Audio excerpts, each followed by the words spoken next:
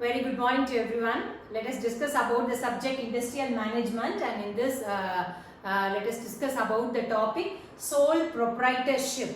So we know proprietorship. So proprietor is called as a owner, and owner means he or she is the single individual doing the business of their own, and also the sole trading also. It is also called as sole trading because they are responsible for their own business, that is either a profit or a loss. So they are called as a proprietorship. So the owner is nothing but the proprietor, and they will be having their own savings. For example, in case if they want to start a business, so in many arena we could see the partnership, whereas here no partnership. They are fully responsible and they must be having their own savings, either it is a loan or whatever it is. They are fully responsible for their own business, that is he or she is fully responsible for his or her own business. So they invest their entire capital, because starting a business we know it's highly a difficult one, and if we could be able to bear our own savings, it is well and good. Otherwise we have to get or borrow money from a bank or from the neighbors or something like that. So in that case the entire risk is their own, either it is the profit or the loss, the risk is their own. That is an author called as a Wheeler, author name called as Wheeler, said that it is their entire risk, that is starting a business. Either if they get a profit, they enjoy of their own. If they get a risk, that is either they get a loss, definitely it is his or her own responsibility to balance everything. And here we have the sole trading also, or sole trader we also call. The author called Hansen supports about this one, that is sole trading. What he is telling, that solely responsible, that is as I said you earlier. So individual responsible for the capital of the risk or the profit or whatever it is. So this is about the sole proprietorship. So individually responsible for each and everything. So here we have the different categories or the types. The first one we have one man ownership and control. So one man ownership, we know we have seen in the definition itself, that is he or she is fully responsible for their own ownership, and also the controlling all the employees, those who are working with them. Individually responsible for each and everything. They are completely responsible for their own business. And next comes the unlimited liability. So the liability is nothing but the legally responsible for something, because if you want to start a own company, definitely if it is a own or whatever it is, we have to depend upon the government or whatever the rules and regulations we used to follow. Definitely we could be depending upon the others or the government or whatever it is. For example, if you want to run an institution, we are under the control of the University. Whatever they are going to tell, we have to follow our curriculum or whatever the rules and regulations. So like that, it's legally responsible for something, that is the unlimited liability. And here the next one we have enjoyment for the entire profit. In case after starting a business, for example, the company runs good and they get a maximum profit, means what? The proprietor or the single owner, they are responsible for their entire profit. Definitely they could enjoy their own profit.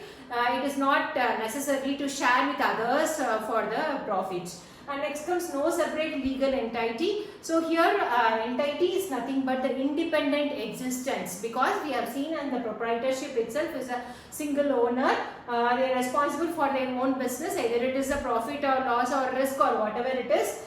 So that is an independent existence. So that is very important. And here next comes the simplicity. So simplicity, we know, for example, we have multiple owners or multiple partners we have. Definitely one will be telling the other that this must be followed. So definitely they have to depend upon others for each and everything, or every decision they take, they have to depend upon other partners. Whereas here simplicity, it's not like that. They want to take their own decisions. They could follow the simplicity, and it will be very easily they can cope up or cooperate with the employees they have, and they could be maintaining a good relationship with the employees and close contact with them in all the work execution. So next comes the self-employment. So self-employment, they does not depend upon the other organization for their own business starting. Their family members also they could involve. They are self-employed persons, because it's not necessarily be on time or something like that. They could be giving more efforts for the business also, and the family members also can be a part of it. And finally we have the secrecy. So secrecy in the sense what? For example, if you are running a business or an organization, we are depending upon so many partners, means we could not maintain the secret, because we have to convey definitely whatever the things we are following to the other partner also. In that case, what happens? The secrets cannot be maintained with themselves. It may pass on to the other partners, and it will be directly reaching the employees. In that case, if any important or confidential information, definitely the leak outs are passing the information, it may be highly risky to the proprietor or the person who is running the business or in any organization. Now these are the different types in the sole proprietorship, and we could now discuss about the advantages. And advantages, definitely as it is a sole proprietorship, it is easy to form and also close a business also. It is easy to form in case they gets the better opportunity, the job or something like that in abroad or whatever it is.